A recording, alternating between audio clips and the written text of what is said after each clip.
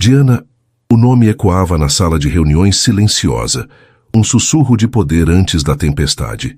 Sentada à cabeceira da imensa mesa de carvalho polido, ela observava os rostos tensos dos executivos do outro lado. Eram tubarões, homens acostumados a devorar a concorrência, mas hoje em seus olhos ela via algo novo: medo. O olhar dela, uma lâmina de aço forjada no fogo da traição e afiada pela solidão, não vacilava. Aos 28 anos, Diana não era apenas uma mulher de negócios. Era uma força da natureza, a arquiteta de um império construído sobre as cinzas de um passado que a haviam ensinado a queimar. Cada detalhe daquela sala, do arranha-céu que a abrigava, era um testamento de sua vontade. Ela não havia simplesmente virado a página.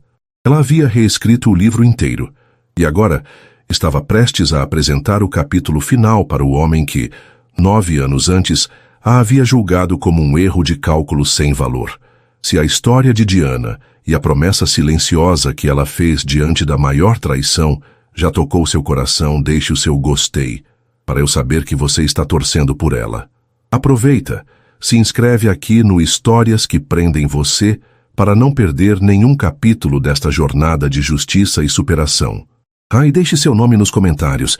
Quem sabe ele não aparece com uma saudação especial em uma futura história aqui do canal.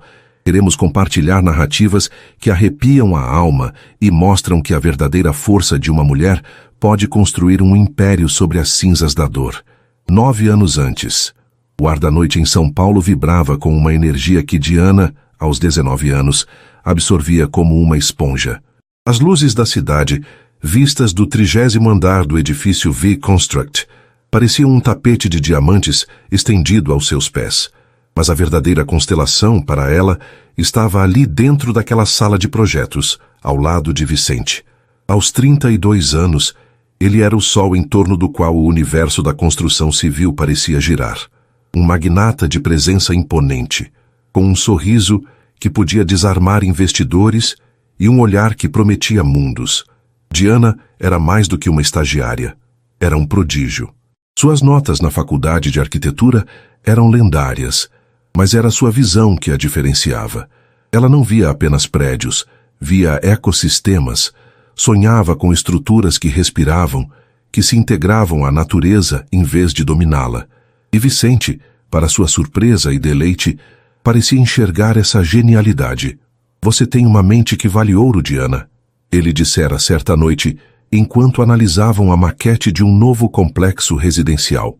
A mão dele pousou sobre a dela, um toque que enviou uma corrente elétrica por todo o seu corpo. Não é só o talento, é a paixão. O romance deles floresceu à sombra dos arranha-céus, alimentado por café forte, noites insones e a paixão compartilhada por criar o futuro. Para Diana era um conto de fadas. Ela, a garota de origem humilde que batalhava para pagar a faculdade, estava vivendo um amor com o homem que todos admiravam, e ele a escutava. De verdade. Ela lhe contou sobre suas ideias mais revolucionárias, um concreto com capacidade de autorregeneração, inspirado em processos biológicos, sistemas de captação de água da umidade do ar integrados à fachada dos edifícios, projetos que não apenas eram sustentáveis, mas que devolviam vida ao ambiente urbano.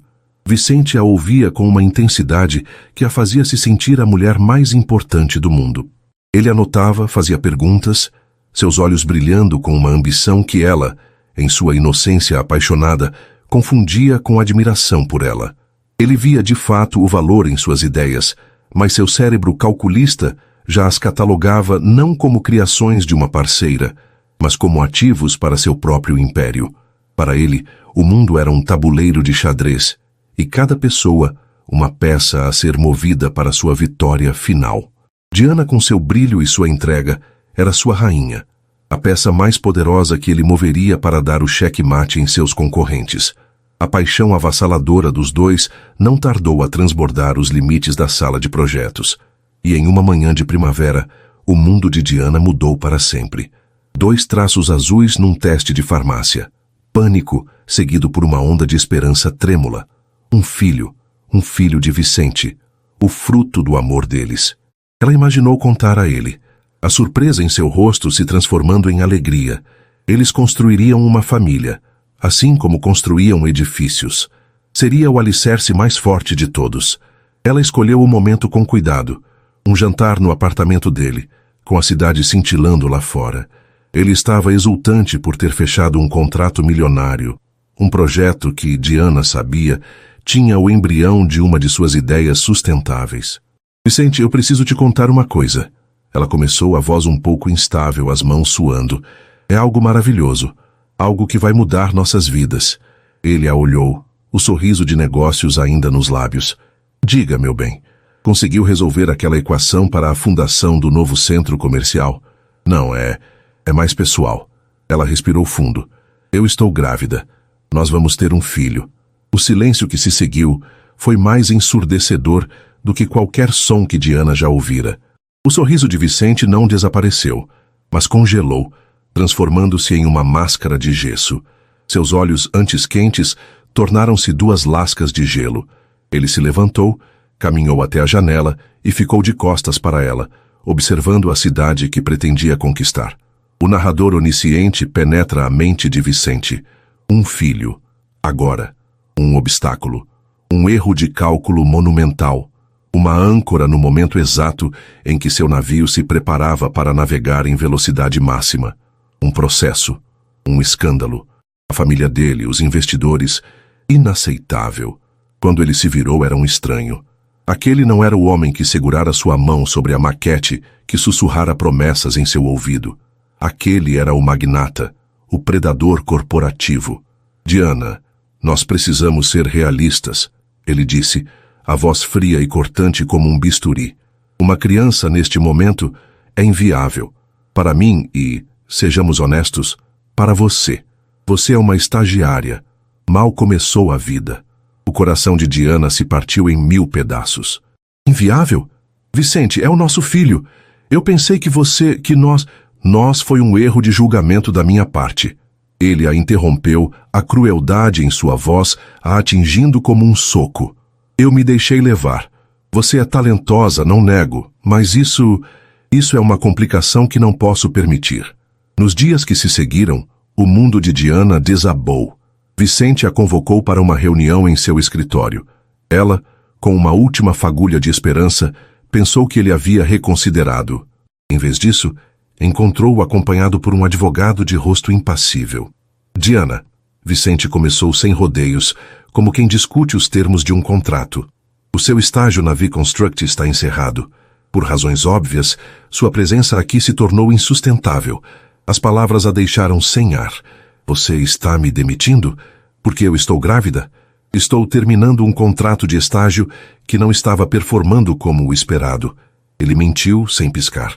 O advogado pigarreou e empurrou uma pasta de couro pela mesa. Este é um acordo de confidencialidade e rescisão, o advogado disse, com uma voz monótona. Ele estipula que você não poderá, sob nenhuma circunstância, discutir sua relação pessoal com o Sr. Vicente ou quaisquer projetos, ideias ou conceitos que tenha presenciado ou discutido durante seu tempo na empresa. Em troca, a V-Construct lhe oferece uma compensação financeira. Diana olhou para o valor no papel. Era uma quantia insultuosa. O preço de seu silêncio, o preço de seu filho, o preço de suas ideias. Minhas ideias, ela sussurrou, o horror começando a se instalar. Suas contribuições foram feitas como parte de seu estágio em propriedade da empresa. Vicente esclareceu, a voz desprovida de qualquer emoção. Este documento apenas formaliza isso. Se você se recusar a assinar, entenda que a V-Construct possui um departamento jurídico robusto. Qualquer tentativa sua de reivindicar propriedade intelectual, ou de associar seu nome, ou o nome da criança, ao meu, será recebida com um processo que a manterá nos tribunais pelo resto de sua vida. Você não tem recursos para essa briga, Diana. Pense no futuro. Pense no que é melhor. A ameaça velada era clara. Ele não apenas a estava descartando, estava a apagando, roubando seu futuro profissional e a paternidade de seu filho em um único golpe. Humilhada, traída, com o peso do mundo em seus ombros e uma vida crescendo dentro dela, Diana sentiu o chão desaparecer. As paredes daquele escritório luxuoso pareciam se fechar sobre ela. Ela olhou para o rosto de Vicente, o homem que amara, e viu apenas um vazio, uma ambição oca que havia consumido sua alma. Com a mão tremendo, ela assinou. Cada letra de seu nome no papel era como um prego em seu próprio caixão. Ela pegou sua cópia do acordo, levantou-se sem dizer uma palavra e caminhou para a porta. Antes de sair, ela parou e se virou. Seu olhar encontrou o dele. Não havia mais lágrimas, apenas um deserto gelado, onde antes havia um oceano de amor.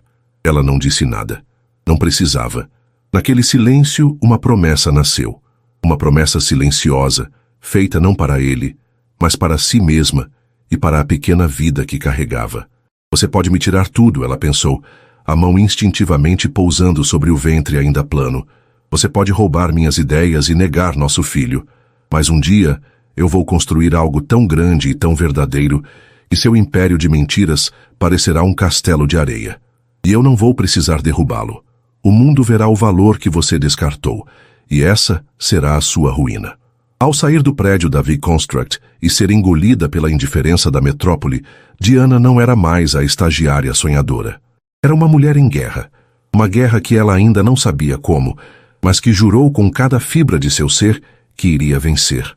A traição de Vicente não a havia destruído. Havia lhe dado um propósito forjado em dor, mas que se tornaria a fundação indestrutível de seu novo eu. A São Paulo que Diana deixou para trás era um monstro de concreto e vidro que a havia cuspido para fora, quebrada, mas não desintegrada. Com a indenização irrisória de Vicente na conta, uma quantia que mal cobriria os primeiros meses de uma vida nova, ela fugiu. Não por covardia, mas por um instinto de sobrevivência, como um animal ferido que busca um lugar seguro para lamber as feridas e dar à luz sua cria. Seu destino foi uma pequena cidade serrana no interior de Minas Gerais, um lugar chamado Monte Verde, escolhido quase ao acaso em um mapa, atraída pela promessa de ar puro e montanhas que tocavam o céu. Era o oposto do mundo de Vicente, um lugar onde a natureza ainda ditava as regras. O primeiro ano foi um borrão de solidão e náusea.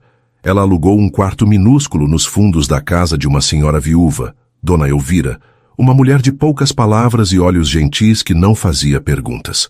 Os dias eram longos e silenciosos, preenchidos pelo enjoo matinal e pelo medo crescente. O dinheiro diminuía com uma velocidade assustadora. Diana conseguiu um emprego como garçonete em um restaurante local, trabalhando até o 8º mês de gestação, escondendo a barriga crescente sob um avental largo, servindo casais felizes e famílias sorridentes, enquanto seu próprio coração era um nó de dor. À noite, exausta, ela não descansava. Sob a luz fraca de um abajur, em cadernos baratos, a arquiteta dentro dela se recusava a morrer. Ela desenhava. Projetava casas que se aninhavam nas encostas das montanhas sem derrubar uma única árvore. Criava sistemas de aquecimento solar passivo, estudava a flora local para entender como poderia integrá-la em suas construções. Aqueles cadernos se tornaram seu santuário, a única parte de sua antiga vida que Vicente não pôde roubar. Cada traço era um ato de desafio, cada ideia um tijolo na fundação de sua ressurreição. E então, em uma noite fria de junho, em um pequeno hospital público, com a mão de Dona Elvira segurando a sua, Vitor nasceu. No momento em que o segurou nos braços, um pequeno ser enrugado e choroso, o mundo de Diana se realinhou. A dor da traição, o peso da humilhação, tudo se tornou secundário.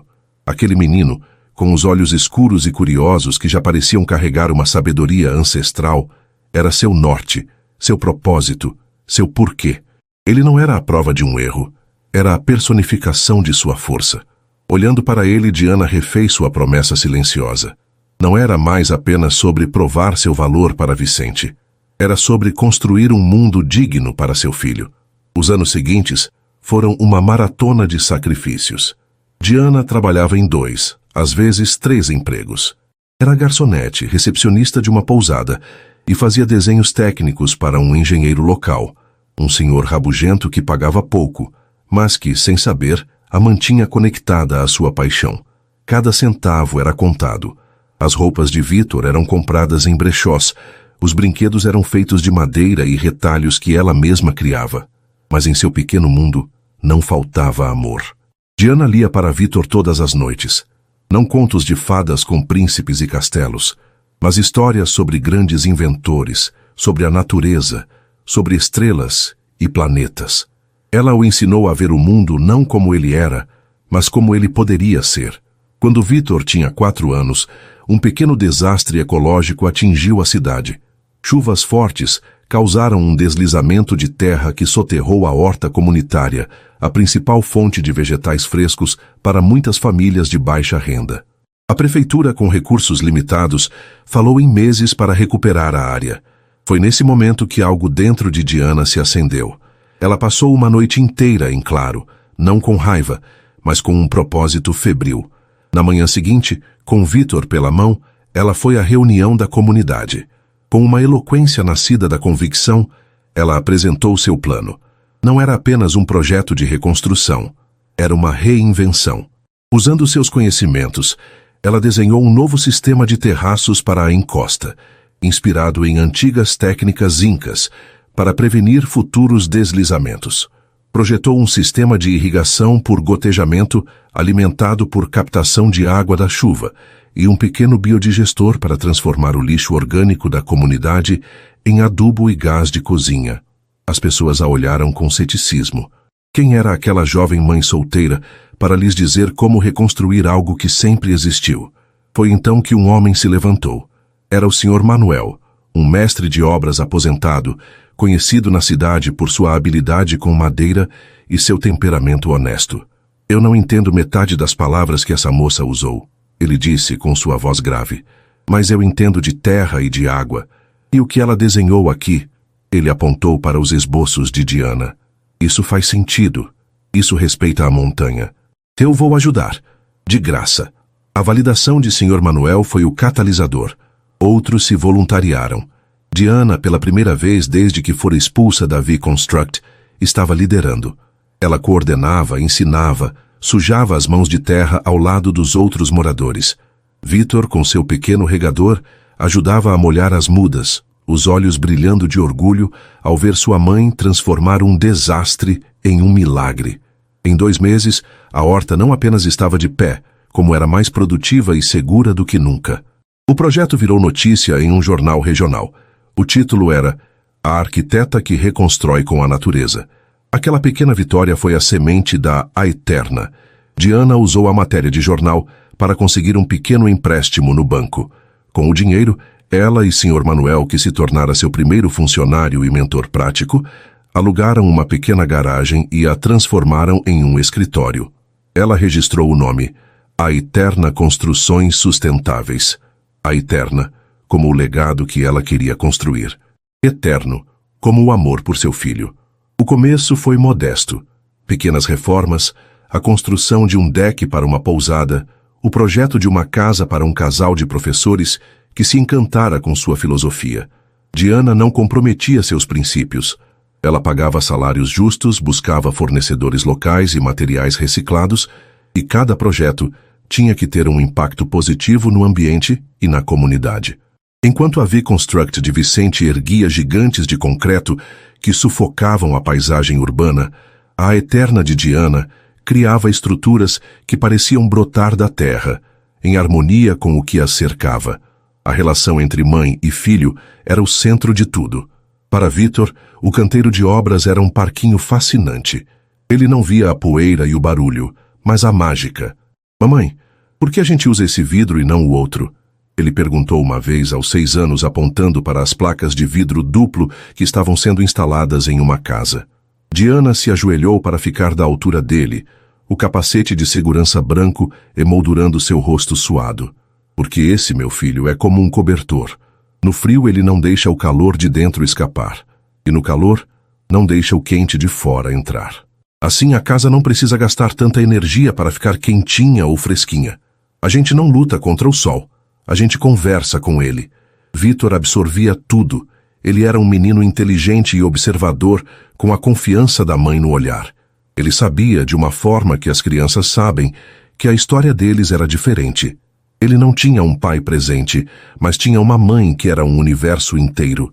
Ele via o cansaço nos olhos dela no fim do dia, mas também via o fogo que nunca se apagava. Ele era o guardião daquele fogo. O ponto de virada para a Eterna veio com um concurso nacional para o projeto de um novo centro de pesquisa botânica na Amazônia. As maiores construtoras do país se inscreveram, incluindo, claro, a V-Construct. Era uma batalha de Davi contra incontáveis Golias. Diana passou meses imersa no projeto mal dormindo. Ela estudou o ecossistema local com uma profundidade obsessiva. Seu projeto não era um prédio na floresta. Era um prédio que era a floresta. Utilizava biomateriais locais. Era autossuficiente em energia e água. E sua estrutura se integrava de tal forma à vegetação que, de cima, parecia uma formação natural. No dia da apresentação final em São Paulo, ela se viu pela primeira vez no mesmo ambiente que os tubarões do mercado. Sentiu um calafrio ao ver o logo da V-Construct em uma das pastas. Vicente não estava lá, claro. Ele não se rebaixaria a participar de uma apresentação inicial. Mas seus executivos estavam, com seus ternos caros e sorrisos arrogantes. Eles apresentaram um projeto grandioso, caro, uma fortaleza de aço e vidro que impunha sua presença sobre a selva. Quando chegou a vez de Diana, ela subiu ao palco. Não era mais a estagiária assustada. Era uma mulher de 26 anos com a autoridade de quem construiu cada centímetro de sua vida com as próprias mãos. Ela não falou de custos e lucros, falou de simbiose, de respeito, de legado. Mostrou como seu projeto não apenas preservaria o ecossistema, mas ajudaria a regenerar áreas degradadas ao redor. Ela venceu. A vitória foi um terremoto no setor. A pequena A Eterna de Monte Verde havia derrotado os gigantes.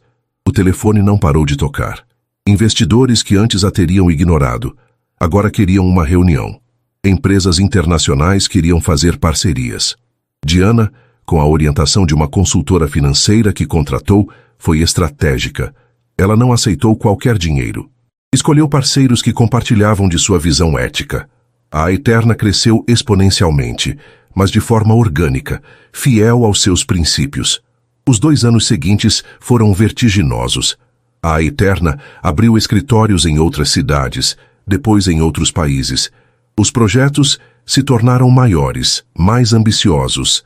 Ecovilas na Costa Rica, um centro de tratamento de água em uma comunidade carente na Índia, um arranha-céu vivo em Singapura, que se tornou um marco da arquitetura sustentável mundial. Diana se transformou na CEO bilionária que o mundo da arquitetura e dos negócios passou a admirar e, em alguns casos, a temer. Ela viajava o mundo, mas seu porto seguro era sempre Vitor. Não importava quão tarde ela chegasse, sempre ia ao quarto dele para lhe dar um beijo de boa noite. Eles passavam os fins de semana fazendo trilhas, acampando ou simplesmente construindo modelos complexos de Lego em sua casa. Agora uma bela e, claro, sustentável residência em Monte Verde, projetada por ela. Em uma tarde, Diana estava em seu novo e espaçoso escritório, um edifício da Eterna que era um exemplo vivo de tudo que ela pregava. Vitor, agora com 9 anos, fazia a lição de casa em uma mesa ao lado. O silêncio confortável foi quebrado por ele. Mamãe, o que é um legado? A professora falou sobre isso hoje. Diana parou de analisar uma planilha e se virou para ele. O sol do fim de tarde entrava pela janela, iluminando o rosto do menino, um rosto que a cada dia carregava mais traços inegáveis do homem que os abandonara. Mas o olhar, a força no olhar, era todo dela. Um legado, meu amor, é a história que a gente deixa para trás. Não é sobre o dinheiro que você ganha, ou os prédios que você constrói. É sobre como você constrói. É sobre as vidas que você tocou, os problemas que você ajudou a resolver. É plantar uma árvore sabendo que você talvez nunca se sente na sombra dela, mas fazendo isso porque sabe que alguém um dia vai. Vitor ponderou por um momento. Então o nosso legado é a Eterna? A Eterna é parte dele, mas nosso verdadeiro legado, ela disse estendendo a mão e afagando o cabelo dele, é a nossa história. É saber que começamos com nada, apenas um ao outro, e construímos tudo isso com honestidade e trabalho duro. É a prova de que você não precisa esmagar os outros para crescer. Naquela noite, depois de colocar Vitor na cama, Diana voltou ao escritório. Abriu seu notebook e, pela primeira vez em anos, digitou o nome Vicente na busca. As notícias eram previsíveis. V-Construct anuncia lucro recorde. Vicente é eleito o empresário do ano. Vicente inaugura mais um complexo de luxo. Em uma das fotos, ele estava ao lado de uma mulher loira e elegante, sua esposa, e de um menino que parecia ter uns 7 anos. Sua família perfeita, construída sobre a ruína dos sonhos dela. Mas Diana não sentiu a antiga pontada de dor. Sentiu uma calma fria e determinada. Ela olhou para a tela, para o rosto do homem que a descartara como um inconveniente. Ele continuava em seu trono, alheio à tempestade que se formara no horizonte. Ela havia construído seu império. Havia se tornado mais poderosa do que ele talvez jamais imaginaria. O dinheiro, a fama, o sucesso, nada disso era a meta final. Eram apenas ferramentas. Armas para a guerra que ela, agora, estava pronta para travar. Não era mais apenas sobre justiça pessoal. Era sobre princípios. O mundo o celebrava como um gênio dos negócios, mas ela sabia a verdade. Sabia que o primeiro grande pilar daquele império fora construído com suas ideias roubadas. E uma pergunta começou a queimar em sua mente. O que mais ele teria roubado para chegar tão alto? Aquele homem não construía, ele tomava. E estava na hora de começar a investigar as outras fundações podres de seu castelo de vidro. A hora do acerto de contas havia chegado. O Império Aeterna era uma máquina de precisão, e Diana era sua engenheira-chefe. Agora, ela apontava essa máquina para um novo alvo. A decisão de investigar Vicente não foi um impulso de raiva, mas um movimento estratégico calculado com a frieza de uma general preparando-se para a batalha. Ela não podia usar os recursos da Eterna diretamente. A operação precisava ser cirúrgica, silenciosa e, acima de tudo, anônima. De seu escritório em Monte Verde, um santuário de vidro e madeira que parecia flutuar sobre a copa das árvores, ela fez uma chamada de vídeo para um número criptografado.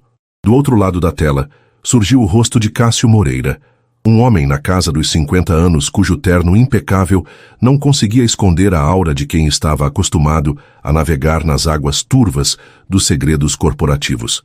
Moreira era o chefe da mais discreta e eficiente firma de inteligência empresarial do país. Senhora Diana, ele cumprimentou, a voz neutra. Como podemos ajudar? Eu preciso de uma auditoria completa.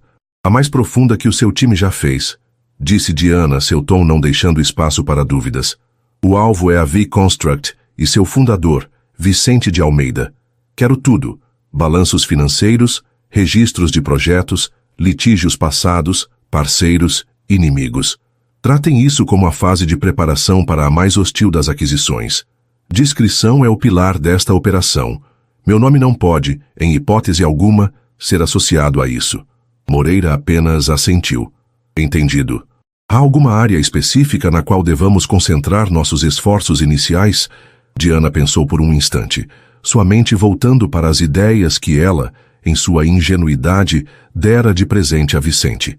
O primeiro grande projeto dele, o que o colocou no mapa. Quero que o dissequem, cada planta, cada contrato, cada nota de rodapé. Impérios são como edifícios, Sr. Moreira. Se a fundação for podre, basta encontrar a rachadura certa. A primeira rachadura apareceu 2 semanas depois em um relatório preliminar de 80 páginas que chegou em um tablet seguro. Moreira e sua equipe haviam mergulhado nos arquivos do Edifício Titã, o primeiro arranha-céu de luxo que levara a V-Construct de uma construtora promissora a uma gigante do setor, mais de 15 anos atrás. A maior parte do relatório era um labirinto de jargão financeiro e técnico, mas na página 67 havia uma nota. Anexo 4.3. Patente de tecnologia estrutural. Uma patente para um novo método de reforço de concreto com polímeros, permitindo maior resistência à tração, com menor volume de material, foi registrada em nome de Vicente de Almeida 3 semanas após o início da construção do Titã. Nossos analistas de engenharia notam que a complexidade da tecnologia é anômala para um desenvolvedor imobiliário sem formação específica em engenharia de materiais. A tecnologia foi a chave para a viabilidade econômica e estrutural do design arrojado do edifício. O coração de Diana acelerou. Era exatamente o tipo de arrogância que ela esperava de Vicente. Ele não apenas roubaria, ele faria questão de colocar seu nome na criação, como um conquistador fincando sua bandeira em território alheio. Moreira, ela disse em uma nova chamada, eu quero a genealogia dessa patente. Quero saber de onde cada conceito dela veio. Quero os artigos acadêmicos, os protótipos, as conversas de corredor que levaram a essa ideia genial de Vicente. A caçada levou a equipe de Moreira a um labirinto de arquivos universitários e registros comerciais esquecidos. E então, um nome emergiu da poeira do passado. Dr. Arthur Alencar. O segundo relatório foi mais do que uma análise. Era a biografia de uma tragédia. Dr. Alencar era um gênio, um engenheiro estrutural brilhante, um professor universitário apaixonado, cujos artigos sobre materiais compósitos eram visionários, porém considerados teóricos demais pela academia da época. No início de sua carreira, Vicente, então um jovem e ambicioso construtor com mais charme do que capital, viu em Alencar a chave que precisava. Eles fundaram uma pequena empresa juntos, Alencar em Almeida Soluções Inovadoras. A mente era Alencar. O rosto e a ambição eram Vicente. Por 2 anos eles trabalharam juntos. Alencar em seu laboratório, aperfeiçoando sua tecnologia revolucionária, que ele carinhosamente chamava de Projeto Prometeu. Vicente, por sua vez, usava o gênio do parceiro para atrair os primeiros investidores para seu grande sonho, o edifício Titã. Ao ler aquilo, Diana sentiu um frio percorrer sua espinha. A história era terrivelmente familiar. O relatório continuava. No momento em que Alencar finalmente aperfeiçoou a fórmula e os métodos de aplicação de sua tecnologia, Vicente agiu. Ele dissolveu a sociedade, alegando diferenças irreconciliáveis. Usando uma brecha no contrato social da empresa, que ele, com a ajuda de seus advogados, redigira de forma predatória, Vicente argumentou que todas as pesquisas desenvolvidas sob o teto da Alencar em Almeida pertenciam à empresa. E como sócio majoritário no momento da dissolução, ele absorveu todos os ativos, incluindo a propriedade intelectual do Projeto Prometeu. A mente onisciente do narrador viaja no tempo para um laboratório empoeirado 17 anos atrás. Um Arthur Alencar mais jovem, com os olhos brilhando de paixão, mostra a um Vicente de terno e gravata um pequeno bloco de concreto. Veja, Vicente, é isto. A voz de Alencar era pura euforia. Com um martelo, você precisaria de uma força descomunal para sequer arranhá-lo. A dispersão dos polímeros cria uma microtrama interna. É como dar ao concreto um sistema nervoso. Ele pode ser mais fino, mais leve, mas 10 vezes mais forte. Com isso podemos construir de formas que nunca imaginaram. Vicente pegou o bloco sentindo seu peso. Ele não via a ciência, a beleza da criação. Ele via o futuro, o seu futuro. Ele via arranha-céus, lucros, poder. E no rosto exultante de seu parceiro, ele não via um amigo, mas um obstáculo a ser removido. É brilhante, Arthur, disse Vicente, e seu sorriso era o mesmo que um dia ele daria a Diana. Absolutamente brilhante. Nós vamos mudar o mundo com isso. De volta ao presente, Diana fechou os olhos, sentindo uma náusea que não tinha nada a ver com a gravidez de anos atrás. Era a náusea da repulsa. O relatório de Moreira se tornava ainda mais sombrio. Alencar, traído e roubado, tentou lutar. Ele processou Vicente, mas Vicente, já com o financiamento para o Titã garantido graças à tecnologia roubada, contratou o maior escritório de advocacia da cidade. Alencar foi soterrado em processos e liminares. Vicente o acusou de roubo de segredos comerciais, uma inversão cruel e calculada da verdade. A batalha judicial arruinou Alencar. Ele perdeu seu cargo na universidade, afundou suas economias na briga e viu seu nome ser manchado publicamente. Caiu em uma depressão profunda. E então o golpe final. A uma semana de uma audiência crucial onde apresentaria novas provas, seu carro saiu da pista em uma noite chuvosa e caiu em uma ribanceira. A morte foi declarada um acidente. O caso contra Vicente é arquivado. Diana sentiu o peso daquela história em seu peito. A vingança dela, que nascera de uma dor pessoal, agora se transformava em algo maior. Já não era apenas sobre ela e Vitor. Era sobre Arthur Alencar. Era sobre a justiça que lhe fora negada. Ela sabia que relatórios e documentos não seriam suficientes. Precisava sentir o custo humano daquela tragédia. Contra o conselho de Moreira, que a alertou sobre os riscos de se expor, Diana decidiu procurar a família de Alencar. Moreira localizou a viúva, Helena, e a filha, Sofia. Elas viviam em uma casa simples em um bairro de classe média, uma vida modesta construída sobre as cinzas do que poderia ter sido. Diana não foi como a CEO bilionária da Eterna. Ela foi como uma mulher que precisava entender. Vestiu-se de forma simples e dirigiu seu próprio carro, um modelo discreto, até a casa delas. Helena Alencar, uma mulher de cabelos grisalhos e um olhar que carregava uma tristeza permanente, a recebeu com desconfiança. "Quem é a senhora? E o que quer com a memória do meu marido?" Ela perguntou, a voz firme, protetora. "Meu nome é Diana, e eu acredito que seu marido e eu temos algo em comum", disse Diana calmamente. "Nós dois fomos vítimas de Vicente de Almeida." A menção daquele nome fez Helena empalidecer. Sofia, agora uma jovem de 20 e poucos anos com os mesmos olhos inteligentes do pai, aproximou-se colocando a mão no ombro da mãe. "O que você sabe sobre ele?" Sofia perguntou, a voz mesclando curiosidade e dor. Naquela tarde, na sala de estar modesta, cercada por porta-retratos de um homem sorridente que o mundo havia esquecido, Diana compartilhou uma versão editada de sua história. Falou da traição profissional, do roubo de suas ideias, do modo como Vicente descartava pessoas como se fossem peças de um jogo. Ela não falou do filho. Aquilo ainda era sagrado demais, íntimo demais, mas o que ela contou foi o suficiente para criar uma ponte de dor compartilhada. Helena, pela primeira vez em anos, permitiu-se falar sobre Arthur. Contou sobre sua paixão, seu brilho, e como a traição de Vicente o apagara, como uma luz que é subitamente extinta. Ele não era um homem de negócios. Era um sonhador, disse Helena, as lágrimas finalmente vindo. Vicente sabia disso. Ele usou a pureza do meu marido contra ele. Arthur morreu naquela noite na estrada, mas a alma dele já havia sido assassinada no dia em que Vicente registrou aquela patente. Foi Sofia quem se lembrou. Papai tinha cadernos, dezenas deles. Depois que ele se foi, eu guardei tudo em uma caixa no sótão. Não consegui jogar fora. O coração de Diana deu um salto. Nós podemos vê-los? No sótão empoeirado, dentro de uma caixa de papelão, estava o tesouro. Cadernos e mais cadernos de capa dura, repletos da caligrafia precisa de Arthur Alencar. Era um mapa de sua mente brilhante, equações, desenhos, hipóteses. E entre as anotações técnicas havia desabafos, crônicas de sua parceria com Vicente. Diana, com as mãos trêmulas, folheou um dos últimos cadernos. E lá estava, a prova irrefutável. 14 de abril. Hoje mostrei a versão final do Prometeu a Vicente. Ele ficou extasiado.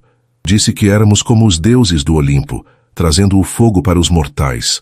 Sua ambição às vezes me assusta, mas seu entusiasmo é contagiante. Ele quer começar o Titã imediatamente. Confio nele. Ele é mais que um sócio, é um amigo. Algumas páginas depois a caligrafia estava alterada, mais errática, raivosa. 3 de junho. Ele me traiu. O desgraçado me traiu. Dissolveu a sociedade. Usou aquela cláusula, aquela maldita cláusula que o advogado dele insistiu em colocar. Disse que meu trabalho agora pertence a ele. Meu prometeu. Minha vida. Ele o roubou e sorriu enquanto o fazia. Disse que eram apenas negócios.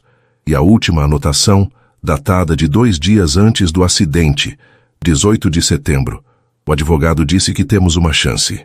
Encontrei as correspondências originais, os primeiros e-mails onde descrevo a base da teoria para ele, antes mesmo da empresa existir.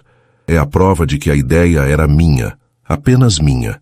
Ele não pode negar isso no tribunal.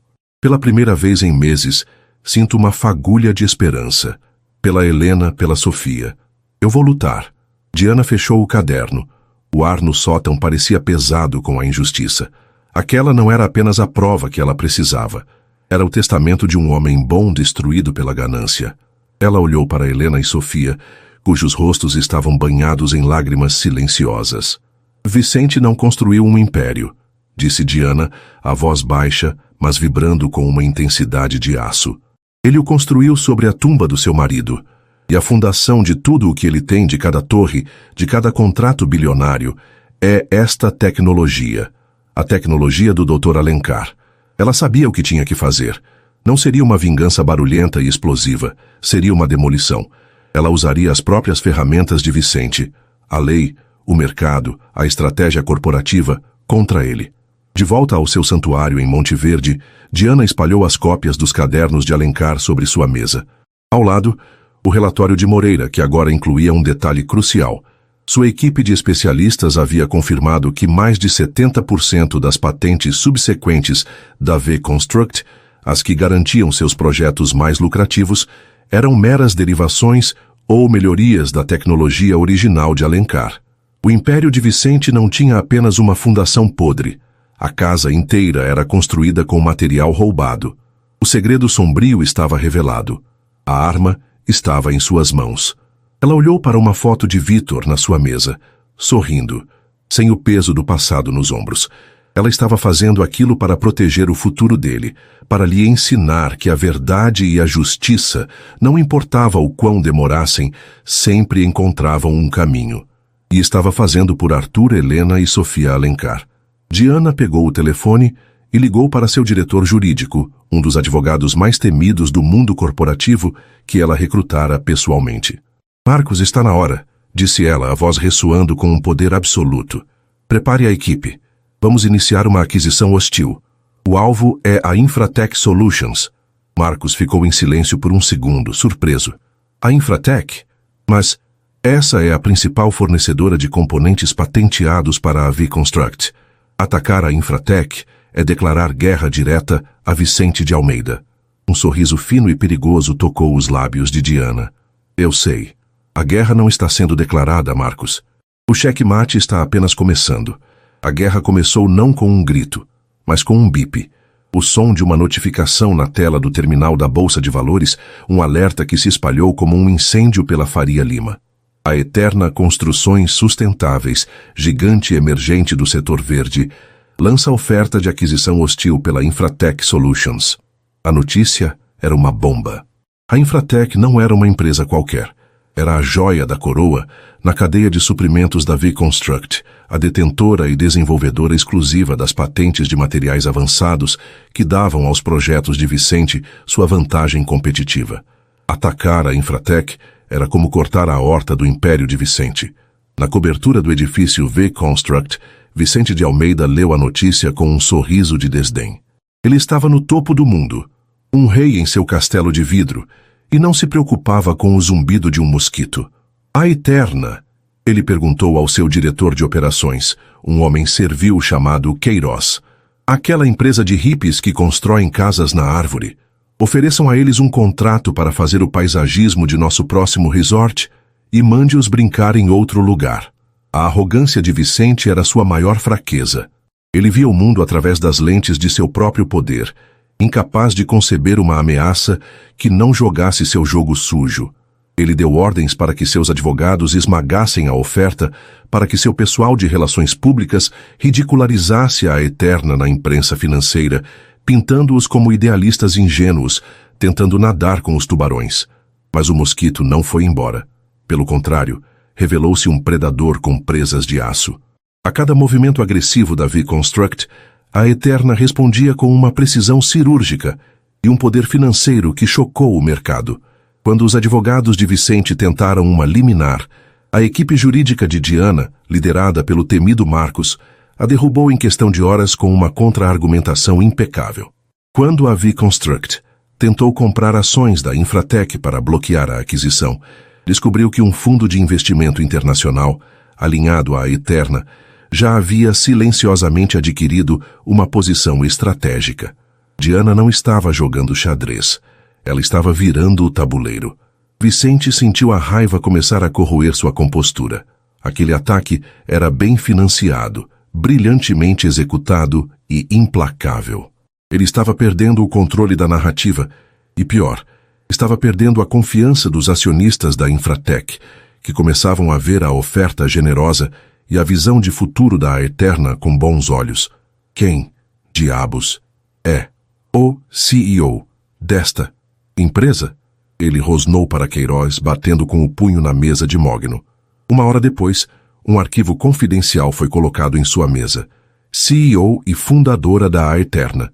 Vicente o abriu, e o mundo parou. O nome primeiro, Diana. O sangue gelou em suas veias.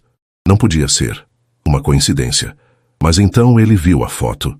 Não era mais a garota de 19 anos com olhos cheios de admiração e sonhos.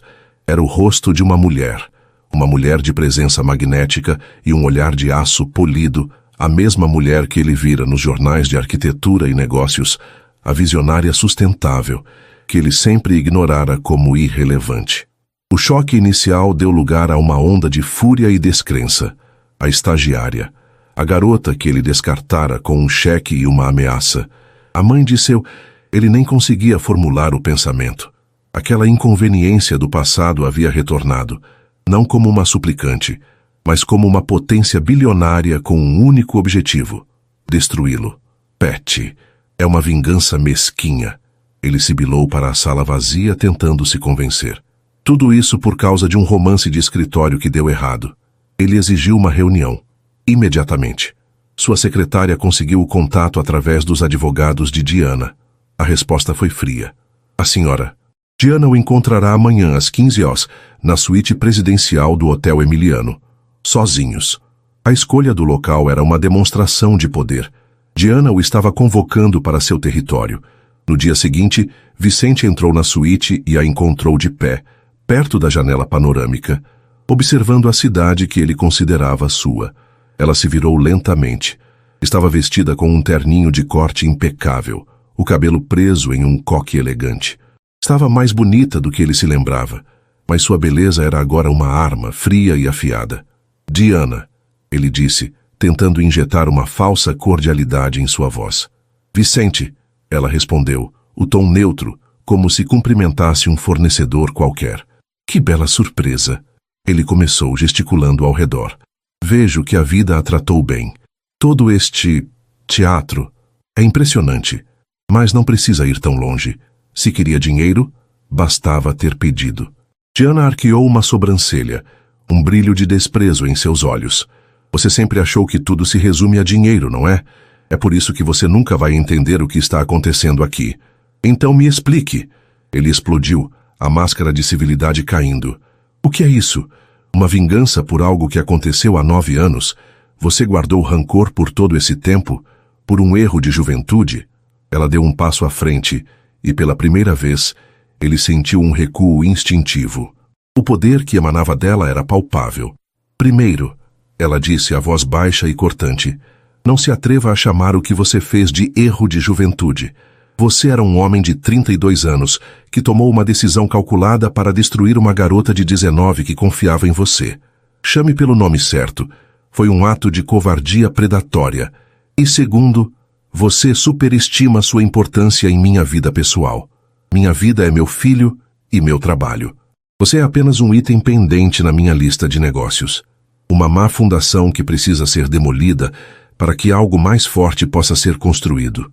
A recusa dela em tornar aquilo pessoal o desarmou completamente. Ele queria uma briga emocional, onde ele pudesse manipular, diminuir, culpar. Em vez disso, encontrou uma adversária corporativa implacável que o via como um problema a ser resolvido. Você não vai vencer, ele ameaçou. Eu vou enterrar você e sua empresa de Araque. Diana sorriu. Um sorriso sem calor, que não alcançou seus olhos. A Assembleia de Acionistas da Infratec é em 2 dias, Vicente. Esteja preparado. A Assembleia foi convocada em um salão de eventos de um hotel de luxo, um campo de batalha neutro. O ar estava carregado de eletricidade. De um lado, Vicente e sua equipe de advogados, parecendo leões feridos, ainda perigosos. Do outro, Diana, Marcos e sua equipe, calmos e focados. No meio, os acionistas, a imprensa e o mercado financeiro, todos prendendo a respiração. Vicente falou primeiro. Sua voz ressoava com a autoridade de sempre, mas havia uma nota de desespero por baixo. Ele atacou a Eterna, chamou a oferta de irresponsável, uma jogada de marketing de uma empresa que não entendia o mundo real. Prometeu lucros, estabilidade, poder. Era o discurso que ele sempre fizera, o que sempre funcionara. Então, foi a vez de Diana. Ela caminhou lentamente até o púlpito. Não olhou para Vicente. Olhou para os rostos dos acionistas, dos jornalistas. Em um canto da primeira fila, discretamente, estavam Helena e Sofia Alencar, a quem Diana convidara pessoalmente. Boa tarde a todos, ela começou, a voz clara e firme enchendo o salão. Muitos de vocês me conhecem como a fundadora da Eterna, uma empresa construída sobre um pilar inabalável, a integridade. Hoje eu quero falar sobre a importância das fundações, não apenas nos edifícios que construímos, mas nos impérios que admiramos. E para isso preciso contar a história de um homem que a maioria de vocês nunca ouviu falar. Um gênio chamado Dr. Arthur Alencar. Um calafrio percorreu a espinha de Vicente. Ele olhou para Diana, o rosto uma máscara de pânico mal disfarçado. Diana, com a precisão de um promotor apresentando um caso, desfiou a história. Ela não levantou a voz. Usou um tom factual, quase didático. No telão gigante atrás dela, surgiram imagens. Fotos de um sorridente Arthur Alencar em seu laboratório, cópias de seus artigos acadêmicos, a certidão de criação da Alencar em Almeida Soluções Inovadoras. E então, as páginas dos cadernos. Nestes diários, continuou Diana enquanto o zoom mostrava a caligrafia de Alencar, descrevendo sua descoberta e depois sua traição. O Dr. Alencar detalha como sua maior criação, o projeto Prometeu, foi roubada por seu sócio, que então o destruiu com processos judiciais fraudulentos e o levou à ruína financeira e, finalmente, à morte. O murmúrio no salão tornou-se um zumbido de choque. Todos os olhos se voltaram para Vicente, que estava branco como um fantasma, paralisado em sua cadeira. O sócio, é claro, era Vicente de Almeida. Diana declarou, apontando para ele pela primeira vez. A acusação pairou no ar, irrefutável. O edifício Titã, o projeto que lançou a V-Construct, só foi possível graças à tecnologia roubada do Dr. Alencar. E a Infratech Solutions, a empresa que estamos discutindo hoje, foi criada com um único propósito: continuar a explorar e desenvolver o trabalho roubado de um homem morto. O caos estava prestes a explodir, mas Diana levantou a mão, pedindo silêncio para o golpe final. Vicente de Almeida construiu seu império sobre uma mentira. Ele acredita que é dono do fogo de Prometeu, mas ele cometeu um erro. Ele roubou a chama, mas esqueceu que a fonte original daquele fogo ainda existia. Os trabalhos acadêmicos, as correspondências, os registros de pesquisa, tudo o que provava a autoria original do Dr. Alencar, anterior à criação da empresa e, portanto, fora do alcance de suas manobras legais. Ela fez uma pausa, deixando o peso de suas palavras assentar. Nos últimos meses, em nome do espólio de Arthur Alencar, representado por sua viúva e filha, aqui presentes, a Eterna moveu as ações legais cabíveis e, com base nessas provas irrefutáveis de autoria primária, conseguimos reaver o que era de direito. As patentes originais e todas as suas derivações, a própria alma tecnológica que alimenta a V-Construct e a Infratech, não pertencem mais a Vicente de Almeida. Elas pertencem ao legado de Arthur Alencar. E esse legado agora é administrado pela Eterna. Checkmate. A frase caiu no salão como uma bomba atômica. O que ela estava dizendo era inconcebível. Ela não estava apenas comprando a Infratech. Ela havia acabado de arrancar o coração tecnológico de todo o império V-Construct. Sem aquelas patentes, a empresa de Vicente era uma casca vazia, um gigante com pés de barro prestes a desmoronar. O presidente do conselho da Infratech, pálido, convocou a votação. Foi um massacre. A aquisição pela Eterna foi aprovada por uma maioria esmagadora. Os acionistas estavam saltando de um navio que afundava para o único bote salva-vidas à vista. Vicente permaneceu sentado, mudo, enquanto o mundo que ele construiu desabava ao seu redor em tempo real. Os flashes das câmeras explodiam em seu rosto, capturando o momento exato de sua aniquilação. Ele olhou para Diana, que agora guardava seus papéis calmamente. Em seu olhar, ele não viu ódio. Viu algo muito pior: indiferença. A justiça fria e impessoal de uma força da natureza. Diana caminhou até Helena e Sofia. Ela não disse nada, apenas lhes deu um aceno respeitoso, um reconhecimento silencioso de que a justiça finalmente fora feita. Então, sem olhar para trás, ela saiu do salão deixando Vicente para ser devorado pelos lobos que ele mesmo havia criado. A vingança estava completa. Não fora com um grito, mas com a assinatura de um contrato e a revelação de uma verdade há muito enterrada. O colapso do Império V-Construct foi rápido, brutal e público. As manchetes nos dias seguintes à Assembleia foram um banho de sangue corporativo. O Titã desmorona. Fraude de patentes. Aniquila a V-Construct. Vicente de Almeida enfrenta investigações por fraude e manipulação de mercado. A Eterna assume ativos-chave em virada histórica. As ações da V-Construct viraram pó em questão de horas. Investidores e bancos antes tão ávidos por se associarem ao nome de Vicente, agora corriam para se distanciar, como ratos abandonando um navio naufragando.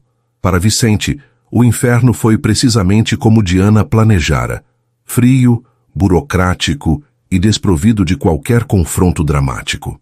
Sua ruína não veio na forma de gritos ou acusações diretas, mas de notificações judiciais, de chamadas de margem dos credores, de portas fechadas em rostos anti-servis. Ele foi forçado a vender suas propriedades, seus carros, sua coleção de arte, tudo para cobrir as dívidas e os custos legais que se avolumavam como uma avalanche. Sua esposa, em um movimento tão pragmático quanto o dele teria sido, pediu o divórcio e se mudou para a Europa com o filho, garantindo que a queda do nome Almeida não os atingisse. A última vez que seu nome apareceu com destaque na mídia foi em uma pequena nota sobre o início de seu julgamento. A foto que a acompanhava era a de um homem envelhecido, de ombros curvados entrando no fórum quase irreconhecível. Seu império de mentiras o havia consumido, deixando para trás apenas uma casca vazia, um fantasma assombrado pelo legado do homem que ele destruiu e da mulher que ele subestimou. Enquanto o mundo de Vicente se desintegrava, o de Diana florescia. Ela não perdeu tempo saboreando a vitória.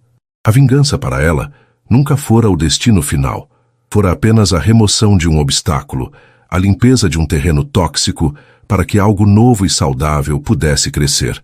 Ela delegou a Marcos e sua equipe a complexa tarefa de absorver os ativos recuperados e reestruturar a antiga Infratec sob os princípios éticos da Eterna. Seu foco, sua paixão, já estava em outro lugar, seu projeto mais importante até então. 6 meses depois, em um dia ensolarado de primavera em uma área antes degradada nos arredores de São Paulo, uma multidão se reunia. Onde antes havia um terreno baldio, agora se erguia uma estrutura que parecia mais uma obra de arte viva do que um edifício. Era o Centro de Inovação Dr. Alencar, uma obra-prima da arquitetura sustentável, projetada pessoalmente por Diana. As paredes eram cobertas por jardins verticais que purificavam o ar. O telhado era uma colmeia de painéis solares e clarabóias que inundavam o interior de luz natural, e um sistema de captação de água da chuva alimentava os espelhos d'água que serpenteavam pelos jardins internos. Era um edifício que respirava, um monumento não à morte, mas à genialidade e à resiliência. A inauguração não era um evento corporativo. Não havia CEOs pomposos ou celebridades vazias. A lista de convidados era composta por estudantes de engenharia e arquitetura, cientistas, pesquisadores, ambientalistas e, na primeira fila, radiantes, Helena e Sofia Alencar. Ao lado delas, com um olhar de admiração profunda, estava Vitor, agora com quase 10 anos, vestindo seu melhor terno. Para ele aquilo era mais mágico do que qualquer parque temático. Era a prova viva do poder de sua mãe. Quando Diana subiu ao palco, uma onda de aplausos calorosos a recebeu. Ela não era mais a enigmática CEO que derrubara um gigante. Era uma líder, uma inspiração. Bem-vindos, ela começou, a voz calma, mas cheia de uma emoção contida. Hoje, nós não estamos apenas inaugurando um prédio. Estamos restaurando um legado. Esta estrutura de vidro, aço e vida leva o nome de um homem brilhante, Dr. Arthur Alencar. Ela fez um gesto na direção de Helena e Sofia, que sorriram entre lágrimas. Dr. Alencar foi um visionário. Um homem que sonhava com um futuro onde nossas criações não dominassem a natureza, mas dialogassem com ela. Seus sonhos foram interrompidos, sua voz foi silenciada, mas uma verdade não pode ser enterrada para sempre.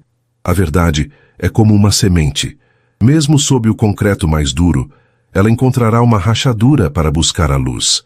Ela percorreu o público com o olhar, detendo-se por um instante em seu filho. Nos últimos tempos, muito se falou sobre poder, sobre vitórias e derrotas no mundo dos negócios. Mas o verdadeiro poder não está na capacidade de tomar, de dominar ou de destruir. O verdadeiro poder reside na capacidade de criar, de restaurar, de construir algo que sirva a um propósito maior que nós mesmos. Um legado não é o nome que gravamos em pedra, mas as sementes que plantamos para que as futuras gerações possam colher os frutos. Ela não mencionou Vicente. Não precisava. Seu silêncio sobre ele era a declaração final de sua irrelevância. Ele era o passado, o concreto rachado. Ali, diante de todos, estava o futuro, a semente que havia brotado. Que o Centro de Inovação Dr. Alencar seja isso, concluiu ela. Uma semente. Um lugar onde novas ideias possam florescer, onde jovens mentes brilhantes possam sonhar sem medo, sabendo que a integridade é a fundação mais forte que existe, que a luz de Arthur Alencar, que tentaram apagar, brilhe aqui para sempre. Muito obrigada. Mais tarde, enquanto o sol se punha, pintando o céu com tons de laranja e rosa, Diana caminhava com Vitor por uma das passarelas suspensas do centro, que cruzava um jardim interno exuberante. Mamãe! Vitor chamou, a voz séria. Ele parou e olhou para ela, seus olhos escuros refletindo a inteligência aguçada que Diana tanto prezava. Para construir tudo isso, você teve que destruir aquele homem, não é? O homem que era meu pai. Diana se ajoelhou na frente dele, segurando seus ombros com delicadeza. Ela sabia que aquele momento chegaria, e seu coração se encheu de amor pela pureza da pergunta dele. Meu filho, olhe ao seu redor, ela disse suavemente, apontando para o centro vibrante de vida. Você vê destruição aqui? Vitor balançou a cabeça. Não, eu vejo vida. Exatamente. O que aconteceu com aquele homem? Ele mesmo construiu a própria ruína, tijolo por tijolo, com cada mentira, cada traição. Uma estrutura construída sobre alicerces falsos está destinada a cair. Nós não a empurramos, nós apenas trouxemos a verdade para a luz, e a luz do sol, para uma coisa podre, é o mais poderoso dos desinfetantes. Ela simplesmente se desfez. Ela afagou o rosto dele. E eu quero que você guarde isso para sempre, Vitor. A verdadeira força, a força que ninguém pode tirar de você, não está em derrubar os outros. É muito fácil quebrar as coisas. A verdadeira força, a que realmente importa, está em construir, em criar algo tão forte, tão honesto e tão verdadeiro, que nenhuma mentira no mundo possa destruir. Isso, meu amor, é o nosso legado. Vitor a abraçou com força, um abraço que dizia tudo. Ele entendia. Naquele momento ele não via apenas sua mãe, a CEO bilionária, mas sua heroína, a mulher que lhe ensinara a lição mais valiosa de todas. Helena e Sofia se aproximaram deles. Helena colocou a mão no braço de Diana, os olhos brilhando de uma gratidão que palavras não poderiam expressar. Você não apenas limpou o nome de Arthur, Diana, disse ela, a voz embargada. Você deu um novo propósito à vida dele. Ele está vivo em cada folha, em cada viga deste lugar. Obrigada. Diana sorriu, uma expressão de paz genuína que finalmente alcançava seus olhos. Ela olhou para o Centro de Inovação Dr. Alencar, banhado pela luz dourada do crepúsculo. Olhou para Vitor, seu futuro. Olhou para a família Alencar, seu passado redimido. A guerra havia acabado. As feridas haviam cicatrizado, transformadas em força. Ela não era mais definida pelo abandono, pela traição ou pela vingança. Ela era Diana, uma mãe, uma líder, uma construtora de mundos, e pela primeira vez em muito tempo, sentia-se completamente e inabalavelmente livre. E assim termina a jornada de Diana, provando que um império construído sobre a verdade é o único que realmente perdura. E aí, gostou deste acerto de contas? Se a vingança inteligente de Diana e a sua incrível volta por cima te prenderam do início ao fim, e você não quer perder nenhuma das nossas próximas narrativas sobre mulheres fortes e recomeços surpreendentes, então não se esqueça. Inscreva-se agora no Histórias que Prendem Você e ative o sininho para receber todas as notificações. Seu like também ajuda muito o canal a crescer. Muito obrigado pela companhia e te espero na próxima história.